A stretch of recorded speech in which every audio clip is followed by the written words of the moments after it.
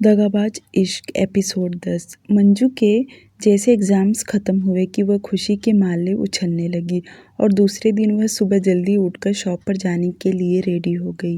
वह इन दिनों मोबाइल खुद ही यूज़ किया करती थी। ऐसा नहीं था कि वह मोबाइल किसी को देती नहीं थी, पर विशाल से बातें करने के लिए वह हद से ज़्यादा इस्तेमाल करने लगी थी। आज से वह मोबाइल घर में रख दी, क्योंकि दिन भर तो वह अब शॉप पर ही रहेगी। जब वह सुबह गई तो विशाल को देख मुस्कुराने लगी। वहीं विशाल भी उसे देखकर ब्लशिंग कर रहा था। सुबह सुबह तो बहुत काम था, हर कोई बिजी था, पर दोपहर में जैसे ग्राहक आना थोड़ा कम हुआ कि विशाल मंजू के पास आकर बैठ गया। पहले तो वे दोनों काम के रिलेटेड बातें करने लगे, उसके बाद वे दोनों अपने अपने घर की बातें करने लगे। दोनों को अच्छा लगता था एक दूसरे से बातें करना। दोनों एक ही जगह पर काम कर रहे थे, इसलिए किसी का इतना ध्यान नहीं जाता, क्योंकि हर कोई एक दूसरे से बातें करता है और किसी ने उन पर नोटिस भी नहीं किया और उन दोनों की बातें कुछ ज़्यादा ही बढ़ गया। शाम को जो उनके लिए नाश्ता आता था, विशाल अपने हिस्से का मंजू को देता, पर मंजू अपने हिस्से का ही पूरा नहीं खा पाती थी, तो वह विशाल को देने लग गई थी। दोनों बहुत एक दूसरे को समझने लगे थे। मंजू इन दिनों इतनी खुश थी कि उसे बहुत अच्छा लगता था। वह घर आकर भी विशाल के बारे में सोच सोच के ब्लशिंग करने लगी। एक रात वह मोबाइल लेकर उसके साथ चैटिंग कर रही थी। करीब रात के 11 बज रहा था। इस वक्त तो घर में सब गहरी नींद में सोए थे और उन दोनों के मैसेज पर बहुत बातें हो रही थी। और इन्हीं बीच विशाल ने मंजू को आई लव यू का प्रपोज किया, बल्कि उसने विस्तार में समझाया कि मैं तुम्हें बहुत पसंद करता हूँ, तुम मुझे पहले दिन से पसंद हो, पर डर लगता था तुम्हें कहने के लिए। ये सारी बातें पढ़कर मंजू के पेट में गुदगुदी होने लगा। वह क्या रिप्लाई दे, उसे समझ में नहीं आ रहा था। विशाल ने एक और मैसेज किया कि मैं तुम्हारे हाँ का इंतज़ार कर रहा हूँ। पहले तो मंजू काफ़ी देर तक सोच में पड़ गई कि वह क्या मैसेज में लिखे, पर उसे विशाल सच में बहुत पसंद था, इसलिए उसने थोड़ा नखरे दिखाते हुए कुछ बोली नहीं। और जब दूसरे दिन वह शॉप पर गई तो विशाल को उसके सामने शर्म आने लगा और वह नज़रें नहीं मिला पा रहा था, जिसे देख मंजू को बुरा लगने लगा। उसे समझ गया कि विशाल उदास है और वह मन में सोचने लगी कि आज उससे हाँ कह दूंगी। शाम को नाश्ते के टाइम पर दोनों साथ में नाश्ता कर रहे थे, पर विशाल मोबाइल के रिलेटेड ही बातें कर रहा था। उसने पर्सनल कुछ भी बातें नहीं किया। यह बात मंजू ने भी नोटिस की। उसे अब ऐसा लग रहा था कि काश रात को ही हाँ कह दी होती। शाम होते ही मंजू जब शॉप से निकली तो एक नज़र विशाल को देखी, जो उसे ही देख रहा था, बल्कि निकलते वक्त उसने मुस्कुरा दिया। उसका स्माइल देख मंजू को बहुत अच्छा लगा और घर आने के बाद वह जल्दी जल्दी घर के काम करने लगी कि सब काम निपटा कर जल्दी से खाना खाए। वह इंतज़ार कर रही थी कि कब विशाल का मैसेज आए, पर आज उसे विशाल का मैसेज नहीं आया। जब सब लोग सोने लगे तो मंजू मोबाइल लेकर विशाल को मैसेज की, आपने खाना खाया? थोड़ी देर में उसका रिप्लाई आ गया, हाँ खा लिया। उसके बाद दोनों बातें करने लगे और देर रात में दोनों फिर से ढेर सारी बातें करने लगे और इसी बीच में मंजू ने उसे हाँ कह दिया, क्योंकि विशाल आज भी उससे पूछ रहा था। अब दोनों का ये रोज का बन चुका था, शॉप पर भी बातें करना और घर आने के बाद चैटिंग पर भी बातें, बल्कि धीरे धीरे उनकी बातें प्यार से लेकर शादी तक पहुंच गया। विशाल उसे ये भी कहता था, मैं तुमसे शादी करूंगा। विशाल को मंजू के घर के बारे में सब कुछ पता था और विशाल ये भी कहता था, जैसे तुम्हारी बहन की शादी हो जाएगी उसके 1 साल बाद हम दोनों भी शादी कर लेंगे। मंजू कभी कभी खुद को आईने में देख यही कहा करती थी, मुझे नहीं लगता था कि मैं कभी किसी लड़के से प्यार कर सकती हूँ, पर आज देखो मैं लड़के के साथ बातें करती हूँ, यहाँ तक कि शादी तक हमारी बातें पहुँच गई और मेरे घर वालों को पता तक नहीं। सबको यही लगता था कि मैं बहुत अच्छी हूँ, मैं कभी ऐसा कुछ नहीं कर सकती, पर जो अच्छे दिखते हैं अक्सर वही ये सब करते हैं। मंजू कभी कभी अपने आप को कोसती थी, पर कभी कभी उसे ये भी लगता था कि प्यार करना कोई गुनाह थोड़ी ना है। हम दोनों थोड़ी ना कोई गलत काम कर रहे हैं और मैं अपने घर वालों को सही वक्त आने पर सब कुछ बता दूंगी।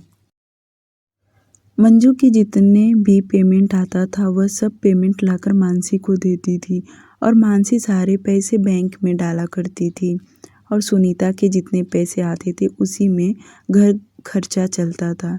मंजू के इन दिनों कॉलेज की छुट्टियां थी और इन्हीं बीच उसका और विशाल का बातें करना बहुत बढ़ चुका था।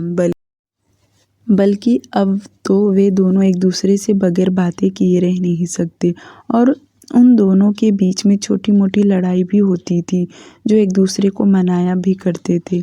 जब दिवाली आया तो उनके मालिक ललित ने सबका पेमेंट बढ़ा दिया, बल्कि बोनस भी दिया। मंजू को अब 15,000 पेमेंट बढ़ा दिया गया था और प्लस उसे 10,000 बोनस। इसी महीने उसे पूरे 25,000 मिले थे। उसके घर में तो दिवाली ही दिवाली हो गया। उन्होंने 5,000 खर्च किया, बाकी के पैसे बैंक में रख दिए, क्योंकि सुनीता बैठकर सोचने लगी कि अभी से वह अपनी बेटी के लिए कुछ गहने खरीद कर रखे ताकि शादी के वक्त कोई दिक्कत नहीं आएगा। मंजू विशाल से प्यार तो करती थी, पर वह अपने घर वालों के साथ कभी चीटिंग नहीं की। वह ईमानदारी से सारे पैसे लाकर घर में देती थी और विशाल भी कभी उसके साथ पैसे मांगना या फिजूल के खर्च नहीं करवाता था, क्योंकि वह भी अपने घर की रिस्पॉन्सिबिलिटी लिया था। दोनों अपनी अपनी जगह बहुत समझदार थे। मंजू के लाइफ में खुशियाँ इतनी आ रही थी कि उसे ज़िंदगी जीना बहुत अच्छा लग रहा था। ज़िंदगी ऐसी मोड़ ली जिसका उसे कोई इल्म नहीं था।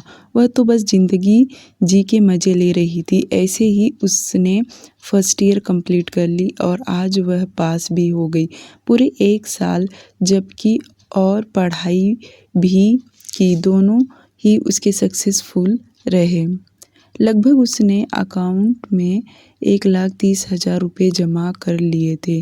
अब उसकी मम्मी ने उसमें से 1,00,000 रुपये निकाले और ज्वेलरी शॉप में जाकर उन्होंने मानसी के लिए कुछ गहने बनवा लिए ताकि उसकी शादी में कोई दिक्कत ना आए। उसकी मम्मी भी कुछ पैसे बचाया करती थी, यहाँ तक कि मानसी भी सिलाई में मन लगाकर करती थी और कुछ पैसों से वे लोग सामान भी लेते थे। जैसे कि उनके घर में टीवी नहीं था, सबसे पहले उन्होंने टीवी लिया। टीवी घर में आने से महक जब से स्कूल से आती थी तब से टीवी पर ही भिड़ जाती थी। यहाँ तक कि नानी और मानसी भी टीवी देखा करते थे। मंजू के सपने बढ़ते ही जा रहे थे कि वह अपने घर के लिए बहुत कुछ लेगी, जैसे कि अभी उसने टीवी लिया, फ्रिज लेना था, बहुत कुछ उसे लेना था। मंजू का 2nd ईयर चालू हो गया और फिर से वह पढ़ाई और शौक पर मन लगाकर काम कर रही थी, पर सबसे ज़्यादा उसका मन विशाल में लगा हुआ था। इधर 2 दिन से विशाल शॉप पर नहीं आया था। उनकी बातें तो मैसेज पर हुआ करती थी और विशाल इन दिनों अपने गांव गया था, अपनी माँ के पास, क्योंकि उसकी माँ की तबीयत खराब थी। वह कहकर गया था कि वह 2 दिन के बाद आएगा, पर 2 दिन बीत गए, वह आया नहीं। देखते देखते पूरे 8 दिन बीत गए। मंजू का जरा भी मन शॉप पर नहीं लगता था। वह बार बार हर कोने में देखा करती थी, क्योंकि विशाल जहाँ जहाँ खड़ा रहता था मंजू उस जगह को देखकर उसे याद करती थी। कई दफ़ा तो उसकी आंखों में आंसू आ गया था। विशाल जब से गांव गया था बहुत कम मैसेज का रिप्लाई करता था। यहाँ तक कि रात में वह मैसेज ही नहीं करता था। वह कहता था कि गांव में सब जल्दी सो जाते हैं, इसलिए मैं भी सो जाता हूँ। मंजू जब शाम को शॉप से निकलती थी तो वह तुरंत विशाल को कॉल करती थी। विशाल थोड़ी देर बातें करता था, उसके बाद कहता था, अब घर में जा रहा हूँ, तुमसे बात नहीं कर सकता, मम्मी है, ये है, वो है, ऐसे बोलकर वह कॉल रिसीव नहीं करता। मंजू का एक ही सवाल था कि आप कब शॉप पर आओगे, पर विशाल ठीक तरह से उसे कुछ बता भी नहीं रहा था। शॉप में ललित ने कई दफ़ा विशाल को कॉल किया कि वह कब आएगा, क्योंकि 2 दिन के लिए बोल कर गया था, पर 8 दिन के ऊपर हो गया, अभी तक आया नहीं। मंजू का अब तो ना शॉप में मन लगता और ना ही पढ़ाई में। वह बार बार विशाल को ही कॉल करके बात करना चाहती थी, उसे जी भर के देखना चाहती थी। 1 महीने बाद 1 महीना बीत गया पर विशाल आया नहीं। अब तो कई दफ़ा मंजू गुस्से में उससे बातें कर चुकी थी, क्योंकि विशाल ठीक तरह से बात नहीं कर रहा था। बड़ी मुश्किल से दिन में 2 से 4 मिनट बातें करता, उसके बाद वह उसका कॉल ही रिसीव नहीं करता। कितनी बार तो मंजू शॉप से निकलकर रास्ते में खड़ी होकर उसे लगातार कॉल किए जाती, यहाँ तक कि 10 बार के ऊपर कॉल लगा देती, पर वह उसका कॉल रिसीव नहीं करता। पूरे रास्ते वह रोते हुए घर आया करती थी, उसका मन कहीं पर भी नहीं लगता। एक दिन विशाल का कॉल ललित को आया और उसने डायरेक्ट कहा कि अब वह शॉप पर नहीं आ सकता, और उसने अपने घर की बहुत सारे रीज़न बता दिए। अब क्या ही था, ललित ने कुछ कहा नहीं, क्योंकि अब वह आने वाला नहीं है।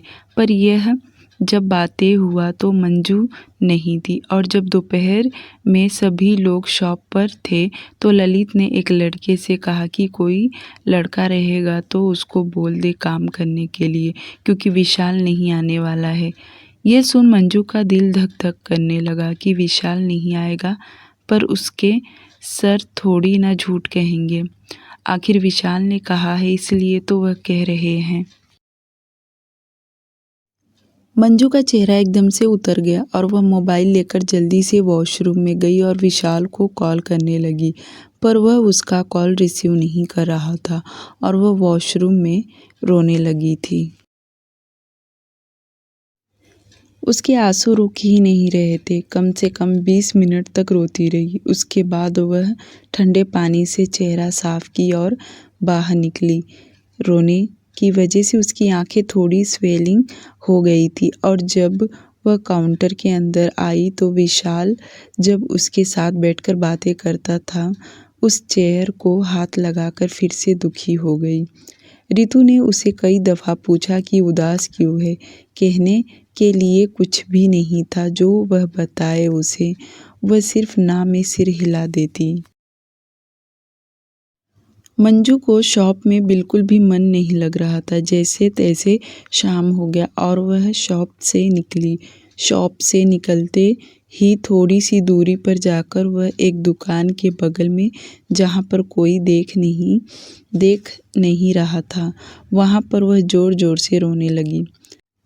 आज वह दोपहर से विशाल को कॉल कर रही थी, पर विशाल उसका कॉल रिसीव नहीं कर रहा था। करीब आधे घंटे तक वह जी तोड़ के रोती रही। उसके बाद रिक्शे में बैठकर घर आ गई। घर आने के बाद भी उसका चेहरा एकदम उतरा था।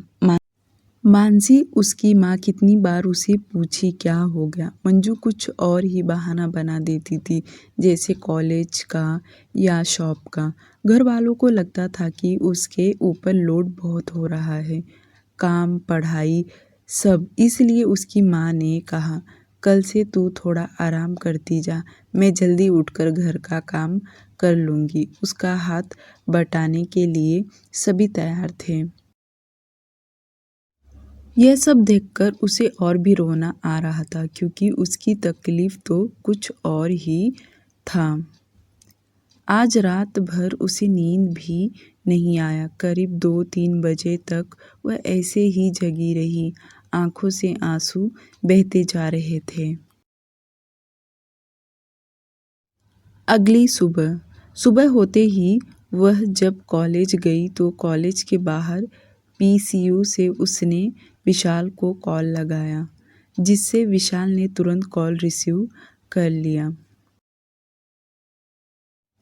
यह देखकर मंजू को बहुत दुख हुआ कि वह कॉल कर रही है तो नहीं उठा रहा और दूसरे कॉल से किया तो उसे तुरंत उठा लिया। मंजू को ठीक तरह से बोलने भी नहीं आ रहा था। वह लड़खड़ाती हुई आवाज़ में बोली, विशाल, तुम मेरा कॉल क्यों नहीं उठा रहे हो? क्या बात है? कुछ बताओगे तो मुझे पता चलेगा ना।